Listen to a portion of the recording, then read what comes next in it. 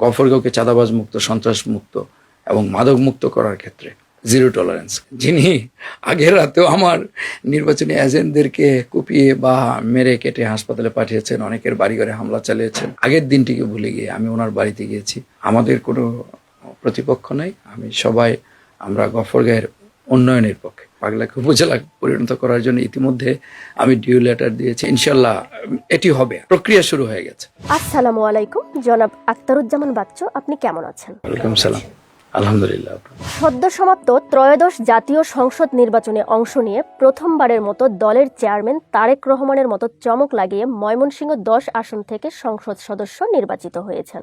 নবীন সাংসদ হিসেবে আপনার অনুভূতি কি? আলহামদুলিল্লাহ, আল্লাহর রাব্বুল আলামিনের কাছে শুকরিয়া আদায় করছি।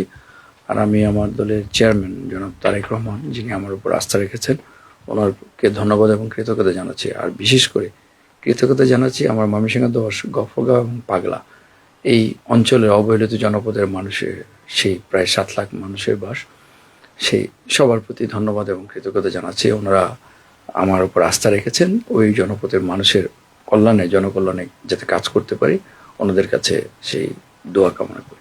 স্বাধীনতা পরবর্তী সময়ে এ আসনটিতে মাত্র দুবার 1979 ও 1996 সালে বিএনপি প্রার্থী বিজয়ী হন। এরপর থেকে এ আসনটি কখনোই বিএনপি জয়ী হতে পারেনি। এবার আপনার জয় পাওয়ার পেছনে কোন বিষয়টিকে আপনি এগিয়ে রাখছেন? জনসম্পৃক্ততা, জনগণের সমর্থন এবং জনগণের সাথে। আমি দীর্ঘদিন রাজনীতি করি, 34 বছরের রাজনৈতিক কর্মী, সবসময় জনগণের সাথে ছিলাম, পাশে ছিলাম। তাদের সাথে আমার নিবিড় সম্পর্ক এবং ওই অঞ্চলের মানুষ আমাকে নিজের পরিবারের সদস্য মনে করেন। সবসময় তাদের বিপদে আপদে যে কোনো সময় সবসময় তাদের সাথেই ছিলাম। তারা আমার উপর যে আস্থা রেখেছেন, তাদের মানুষ হিসেবে আমার উপর যে দায়িত্ব অর্পিত হয়েছে, তাদের ওই অঞ্চলের মানুষের, ওই জনপদের মানুষের কল্যাণে কাজ করার জন্য, বিশেষ করে এই অবহেলিত গফরগাঁও এবং পাগলা, সেখানে শিক্ষা, স্বাস্থ্য, চিকিৎসা ব্যবস্থা সবকিছু অনগ্রসরে অঞ্চল। আমি সেই অঞ্চলটিকে এগিয়ে নিতে চাই। আমার প্রতিশ্রুতি তাদের কাছে, ওই অঞ্চলের একটি পরিবর্তনের প্রত্যাশা নিয়ে মানুষ আমাকে নির্বাচিত করেছেন। একটি বদলে দেওয়া, গফরগাঁওকে বদলে দেওয়া, পাগলাকে বদলে দেওয়া, গফরগাঁও এবং পাগলার মানুষের নিরাপত্তা, শান্তি এবং নিরাপত্তা নিশ্চিত করা, আর তাদের উন্নয়ন নিশ্চিত করা। শুধু উন্নয়ন না, উন্নয়ন বলতে আমি বুঝি স্বচ্ছতা, জবাবদিহিতা। স্বচ্ছতা এবং জবাবদিহিতার মাধ্যমে ওই অঞ্চলের মানুষের কল্যাণে কাজ করা। আপনার সাথে নির্বাচনী প্রতিযোগিতায় বিএনপির বিদ্রোহী এবং প্রভাবশালী একজন স্বতন্ত্র প্রার্থী ছিলেন। তার সাথে জয় পেতে আপনাকে কি কি চ্যালেঞ্জ মোকাবেলা করতে হয়েছে? নির্বাচন মানেই চ্যালেঞ্জ, এটা ভোট যুদ্ধ। সেই যুদ্ধে জনগণ মূল ফ্যাক্টর। আমার সাথে জনগণ ছিলেন, আমি জনগণের সাথে ছিলাম। তারা আমার উপর আস্থা রেখেছেন, তারা আমাকে বিজয়ী করেছেন। এই কৃতিত্ব সম্পূর্ণ গফরগাঁও উপজেলা পৌরসভা এবং পাগলা থানার মানুষের। তারা যে পরিবর্তনের প্রত্যাশা নিয়ে নির্বাচিত, যে আমার উপর আস্থা রেখেছেন, আমাকে ভোট দিয়েছেন, সেজন্য আমি তাদের প্রতি কৃতজ্ঞ। আর যে আপনি প্রভাবশালী এবং খুব যা বোঝাচ্ছেন, ওনাদের হয়তো টাকা ছিল, কালো টাকা ছিল, অনেক কালো টাকার চোরাচুরি হয়েছে, আমার অনেক নেতাকর্মীর উপর হামলা হয়েছে, হাসপাতালে নির্মমভাবে কুপিয়ে হাসপাতালে পাঠানো হয়েছে, অস্ত্রের মহড়া হয়েছে, কিন্তু মানুষ সন্ত্রাসের পরিবর্তে মানুষ শান্তিকে বেছে নিয়েছে। সেজন্য আমাকে ভোট দিয়েছেন। কালো টাকা পরাজিত হয়েছে, মানুষ জয়ী হয়েছে। জামায়াতে ইসলামের পরাজিত প্রার্থী আপনার বিরুদ্ধে বিজয় ছিনিয়ে নেওয়ার এবং প্রার্থীর উপর আপনার নেতাকর্মীরা হামলা করছে বলে অভিযোগ উঠেছে। বিষয়টি আপনি কিভাবে দেখছেন? না, এরকম কোনো অভিযোগ আমার জানা নেই। ওনার সাথে আমার খুব ভালো সম্পর্ক এবং উনি আমাকে নিয়মিত গত 2 দিন আগেও ফোন দিয়েছিলেন এবং আমি যখন ফলাফল ঘোষণা হয় তখনও ছিলেন এবং আমাকে উনি অভিনন্দন জানিয়েছেন। এবং আমি শান্তিতে, সম্প্রীতিতে বিশ্বাসী এবং সবাইকে নিয়ে গফরগাঁওটাকে এগিয়ে নিতে চাই, বদলে দিতে চাই এবং গফরগাঁও গড়তে চাই, পাগলা গড়তে চাই। আমরা এমন একটি গফরগাঁও পাগলা গড়তে চাই যেখানে দলমত নির্বিশেষে সবাই শান্তিতে, নিরাপদে, নিশ্চিন্তে বসবাস করতে পারবে। এবং আমি এমন একটি গফরগাঁও এবং পাগলার স্বপ্ন দেখি যেখানে সবাই সবার কথা বলতে পারবেন। একজন মানুষ ভিন্ন মত, ভিন্ন দলের হলেও উনি যদি গফরগাঁও এবং পাগলার উন্নয়নের স্বার্থে কোনো কথা বলেন, ওনার মতামতকে আমি গুরুত্ব দিয়ে আমি ইনশাল্লাহ সামনে এগিয়ে যাব। দীর্ঘদিন ধরে আপনার নির্বাচনী এলাকায় উন্নয়ন বঞ্চিত ছিল। বিশেষ করে দক্ষিণ গফরগাঁও রাস্তাঘাট, শিক্ষা দীক্ষায় বরাবর অনগ্রসর। অবহেলিত এই এলাকার উন্নয়নে আপনি কি পরিকল্পনা নিয়েছেন? ময়মনসিংহ 10 এই আসনটি গফরগাঁও উপজেলা পৌরসভা পাগলা থানা নিয়ে গঠিত। গফরগাঁও উপজেলা 4টি ইউনিয়ন, পাগলা থানা 8টি ইউনিয়ন।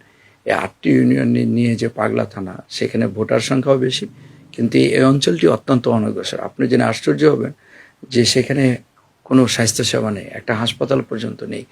প্রায় 4 লাখ লোকের বসবাস পাগলা থানায়, সে দক্ষিণাঞ্চলে, কিন্তু সেখানে একটি হাসপাতাল নাই। সেখানে যোগাযোগ ব্যবস্থা খুবই খারাপ, নাজুক অবস্থা। আমি সে অঞ্চলটিকে এগিয়ে নেওয়ার জন্য, বিশেষ করে পাগলা থানা মানুষ আমাকে অকুণ্ঠ সমর্থন দিয়েছেন। তারা যে পরিমাণ ভালোবাসা আমার প্রতি দেখিয়েছেন, তাদের প্রতি আমি দায়বদ্ধ। পাগলাকে, তাদের যে প্রাণের দাবি, পাগলা থানাটিকে উপজেলায় পরিণত করে তাদের উন্নয়ন নিশ্চিত করা এবং সেখানে একটি হাসপাতাল স্থাপন করা এবং ওই অঞ্চলে মানুষের রাস্তাঘাট, মসজিদ, মাদ্রাসা, শিক্ষা প্রতিষ্ঠানের উন্নয়নে কাজ করা। ইনশাল্লাহ আমি সেই কাজগুলি শুরু করেছি। আপনি জেনে আনন্দিত হবেন যে ইতিমধ্যে আমি সেই জনপদের মানুষের রাস্তাঘাটের উন্নয়নের জন্য আমি ইতিমধ্যে সড়ক ও জনপদ মন্ত্রীর সাথে দেখা করেছি, স্থানীয় সরকার পল্লী উন্নয়ন সমবায় এবং সড়ক জনপদ মন্ত্রীর সাথে মহোদয়ের সাথে দেখা করেছি এবং ইতিমধ্যে আমি কিছু পদক্ষেপ নিয়েছি এবং ইনশাল্লাহ সেগুলি খুব শীঘ্রই আলোর মুখ দেখবে। আর আজকে আমি স্বাস্থ্যমন্ত্রীর সাথে দেখা করেছি, বলেছি ও অঞ্চলে একটি হাসপাতাল স্থাপন করা খুব জরুরি। আমি ইনশাল্লাহ কাজ শুরু করেছি। ইনশাল্লাহ কিছু কাজ স্বল্পমেয়াদী, কিছু কাজ দীর্ঘমেয়াদী।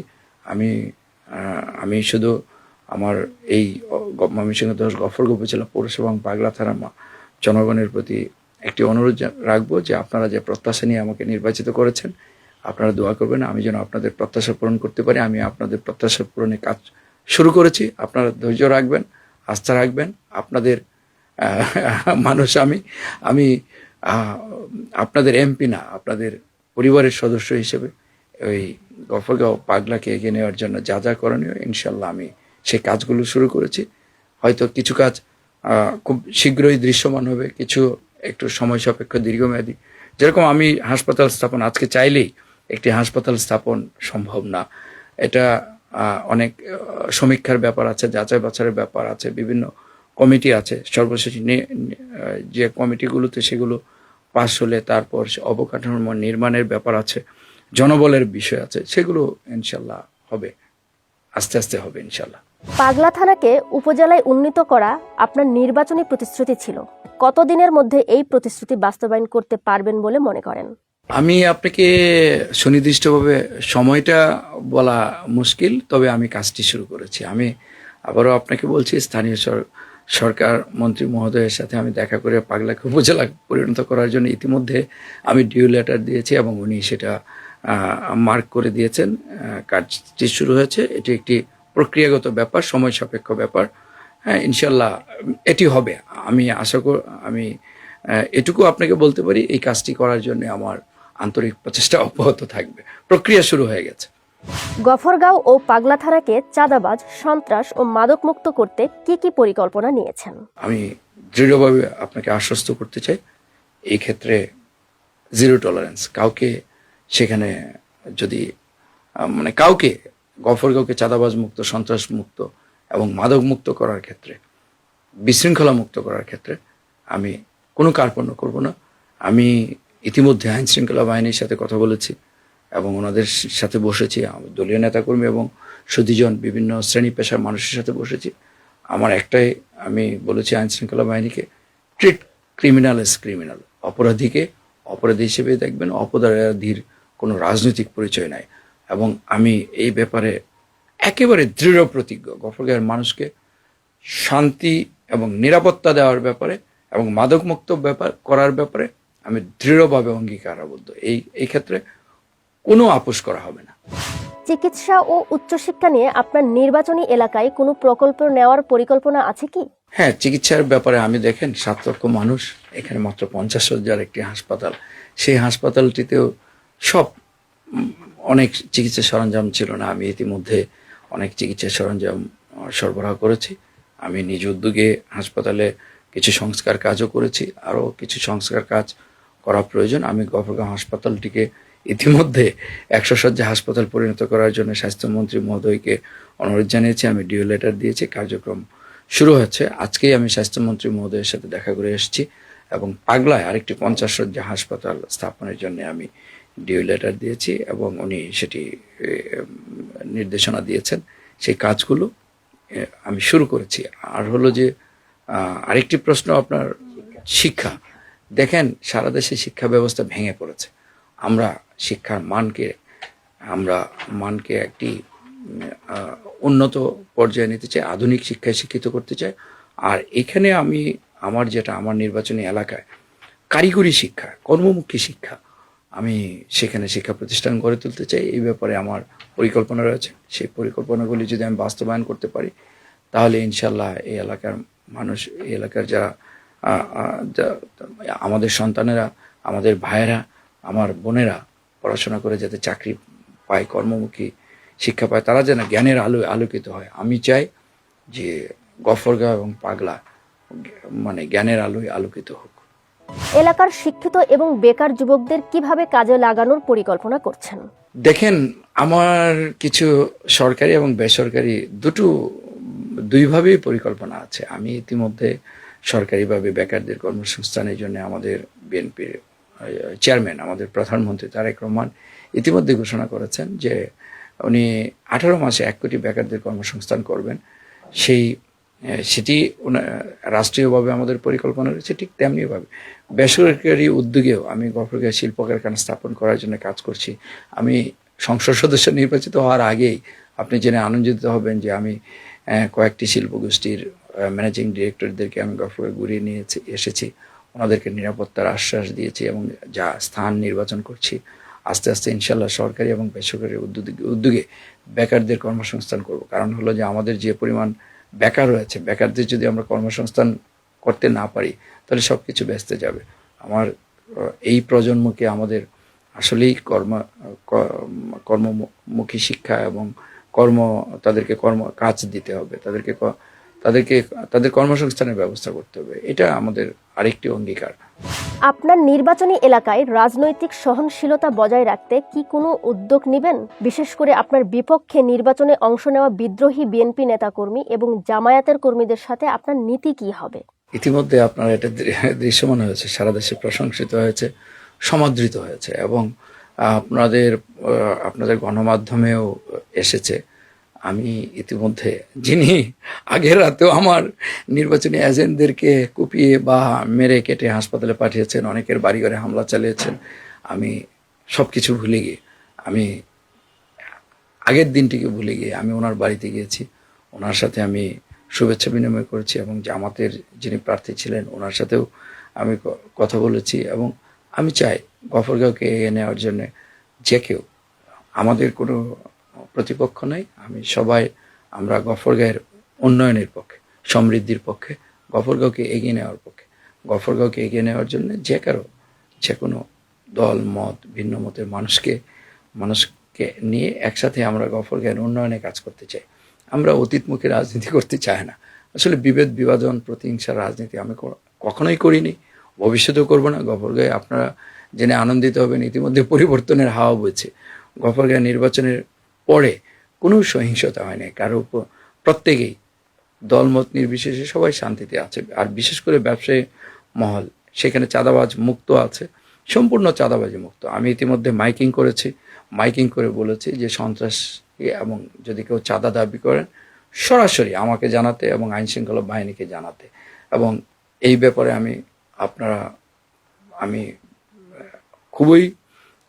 আপনারা খুবই আনন্দিত হবেন যে গফরগাঁওয়ের মানুষ খুব শান্তিতে আছে, নিরাপদে আছে, ব্যবসায়ীরা নিশ্চিন্তে নির্বিঘ্নে ব্যবসা বাণিজ্য করতে পারছে। আর হলো যে আরেকটি জিনিস আপনারা জেনে আনন্দিত হবেন যে এই যে অটো স্ট্যান্ডে চাঁদাবাজি হতো, আমি সেগুলি বন্ধ করে দিয়েছি। আমি নিজে বাজারে গিয়েছি, বাজারে ব্যবসায়ীদের সাথে কথা বলেছি এবং আমি দলবল নিয়ে না, কখনো প্রশাসন বা আইন শৃঙ্খলা বাহিনী থাকছে, কখনো আমি একা যাচ্ছি। আমি আগে যেমনি গফরগাঁওয়ের মানুষের কাছে তাদের বাচ্চা ছিলাম, এখনও তাদের বাচ্চা হিসেবে আছি। আমি তাদের পাশে থেকে গফরগাঁওকে একটি আধুনিক, উন্নত, সমৃদ্ধ এবং মাদক, সন্ত্রাস, চাঁদাবাজ মুক্ত গফরগাঁও বিনির্মাণ করতে ইনশাল্লাহ আমি কাজ করে যাব। ভোটের প্রচারণায় আপনি বরাবর বলেছেন ইনসাফ কায়েম করতে চান। কিভাবে সেই ইনসাফ কায়েম করবেন? নীতি একটাই, দুষ্টের দমন, শিষ্টের লালন। আমি এই নীতিতে বিশ্বাসী এবং গফরগাঁওয়ের মানুষের শান্তি নিরাপত্তায় বিশ্বাসী, ন্যায় বিচারে বিশ্বাসী। আর আমি ইনসাফ কায়েম করার জন্যেই তো মানুষ আমাকে ভোট দিয়েছে। সুতরাং এটা তাদের অধিকার, দাবি না। গফরগাঁও পাগলা উপজেলা পৌরসভা এবং পাগলাবাসীর অধিকার ইনসাফ পাওয়ার, ন্যায় বিচার পাওয়ার। আমি প্রত্যেকের জন্য ন্যায় বিচার নিশ্চিত করার জন্য কাজ করছি এবং ইতিমধ্যে সেটি চালু হয়ে গেছে।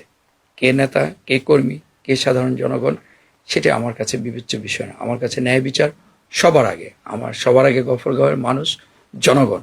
আর আমি সাধারণ মানুষ, সাধারণ পরিবারের সন্তান। আমি গরিবের এমপি, আমি সাধারণ মানুষের এমপি। আমি তাদের হয়ে তাদের কল্যাণে কাজ করতে চাই এবং প্রতিটি মানুষ আমার কাছে আপনি জেনে আশ্চর্য হবেন, আমি যখন গফরগাঁও থাকি আমার কাছে একজন কুলি, মজুর, কৃষক প্রত্যেকে কোনো ভেদাভেদ নাই। ওনারা সবার সবচেয়ে বেশি মানুষ ওনারা আমার কাছে আসেন এবং আমি ইতিমধ্যে মাইক মেরে সন্ত্রাসী চাঁদাবাজদের বিরুদ্ধে যে কেউ যদি করে সন্ত্রাসী এবং চাঁদাবাজি করতে চায় তাদের বিরুদ্ধে অভিযোগ দেওয়ার জন্য সরাসরি আমার সাথে যোগাযোগ করেন। যে কেউ আমার সাথে যে কোনো সময় যোগাযোগ করতে পারেন। আমার দরজা সবার জন্য খোলা। আর আমি আরও আরেকটি উদ্যোগ আমি নিচ্ছি যে অনলাইনে আমি যে কেউ যে কোনো সময় যে কেউ অভিযোগ জানাতে পারবে, সেই বিষয়েও কাজ করছি। আরেকটা হলো যে থানা এবং উপজেলায় পরিষদে আমি যেটা করব যে ওখানে অভিযোগ বাক্স থাকবে, সেখানে যে কেউ যে কোনো অভিযোগ দিতে পারবেন। সেই অভিযোগ বাক্সে যেটা থাকবে সেটার চাবি শুধু আমার কাছে থাকবে। একটি নির্দিষ্ট সময় মেয়াদান্তে আমি সেটা খুলবো এবং তারপর সবাইকে নিয়ে ওপেন হাউস ডে যেটা থাকবে প্রতি 15 দিন বা 1 মাস অন্তর অন্তর আমি সব অভিযোগগুলো সবাইকে নিয়ে জনসমক্ষে সেগুলির প্রতিকারের ব্যবস্থা করব। দুর্নীতির বিরুদ্ধে আপনার ও আপনার দলের অবস্থান কি হবে? আমাদের প্রধানমন্ত্রী তারেক রহমান, যেন আরেক জিয়াউর রহমান, উনি সঠিক জায়গায় সঠিক মানুষটিকে চয়েস করেছেন। উনি বলেছেন 6 মাসের মধ্যে সবার কাজের অগ্রগতি উনি পর্যালোচনা করবেন। তারপর সেই ভিত্তিতে উনি পুরস্কার তিরস্কারের ব্যবস্থা করবেন। বা নতুন কেউ যদি সঠিক জায়গায় থেকে সঠিক কাজটি করতে ব্যর্থ হন, সেই জায়গায় নতুন লোক আসবেন। আমি বিশ্বাস করি আপনি যে কথাটি বোঝাতে চেয়েছেন, আমলাতান্ত্রিক জটিলতা আমাদের দেশে এই যে কোনো কাজের ক্ষেত্রে, এই বিষয়টি আজকেও আমি কয়েকজন মন্ত্রী মহোদয়ের সাথে আমার কথা হয়েছে। এই বিষয়গুলি আমাদের প্রধানমন্ত্রী অত্যন্ত আন্তরিক। উনি এই দেশটিকে গড়তে চান। ওনার এই দেশ গড়ার একটি মহাপরিকল্পনা রয়েছে। সেই পরিকল্পনার অংশ হিসেবে যেখানে যে কোনো পরিবর্তন, যে জটিলতা থাকবে সেগুলো দূরীকরণ করে এই দেশটিকে এগিয়ে নেওয়ার ক্ষেত্রে উনি কাজ করছেন। আমিও গফরগাঁও উপজেলা পৌরসভা এবং পাগলা থানা বিনির্মাণ গড়ার জন্য সেখানে ইতিমধ্যে আমি সরকারি কর্মকর্তা এবং অধিদপ্তরের যারা কর্মকর্তা কর্মচারী বৃন্দ রয়েছেন তাদের সাথে মত বিনিময় করেছি। আমি ওনাদেরকে বলেছি গতকালকে ভুলে গিয়ে আপনারা সবাই গফরগাঁও এবং পাগলা গড়ার কাজে আমাকে সহযোগিতা করুন। আপনাদের গফরগাঁও পাগলা গড়ার ক্ষেত্রে যে কোনো আপনাদের মতামত পরামর্শ আমি নিয়ে এগিয়ে নিয়ে যাব। কিন্তু কেউ যদি কাজের ক্ষেত্রে কেউ যদি ধীরগতি বা শিথিলতা আমি দেখি, সেক্ষেত্রে আমি কিন্তু সেটা কখনোই সেটা আমি ভালোভাবে নেব না। আর দুর্নীতি আরেকটি জিনিস, আপনারা জানেন আমাদের দেশের দুর্নীতি একেবারে রন্ধ্রে রন্ধ্রে দুর্নীতি ঢুকে গেছে। দুর্নীতির ব্যাপারে আমাদের খুবই দৃঢ়তার সহিত দুর্নীতি দূর করতে হবে। ইতিমধ্যে দেশে টাকা বিদেশে বিগত সরকার পাচার করে গেছে। যেরকম বাংলাদেশের রাজনীতি বুড়িগঙ্গার পানি যেরকম পানি না, বাংলাদেশের রাজনীতিও এমনভাবে নষ্ট করে গেছেন, সেটা রাজনীতি নয়। আমরা সেই বজ্র অপসারণ করে যে কোনো ধরনের দুর্নীতি, অনাচার, দুর্বৃত্তায়ন অপসারণ করে আমরা বাংলাদেশটিকে বিনির্মাণ করতে চাই। আমি ক্ষুদ্র মানুষ, সাধারণ মানুষের প্রতিনিধি হিসেবে গফরগাঁও উপজেলা পৌরসভা এবং পাগলা থানা বিনির্মাণ করতে চাই। সেই ক্ষেত্রে যে কোনো সর্বক্ষেত্রে স্বচ্ছতা এবং জবাবদিহিতা নিশ্চিতের মাধ্যমে আমরা শতভাগ উন্নয়ন নিশ্চিত করতে চাই। আমাদেরকে আপনার গুরুত্বপূর্ণ সময় দেওয়ার জন্য দৈনিক এদিনের পক্ষ থেকে অশেষ ধন্যবাদ ও কৃতজ্ঞতা। আল্লাহ হাফিজ। আপনাদেরকেও ধন্যবাদ।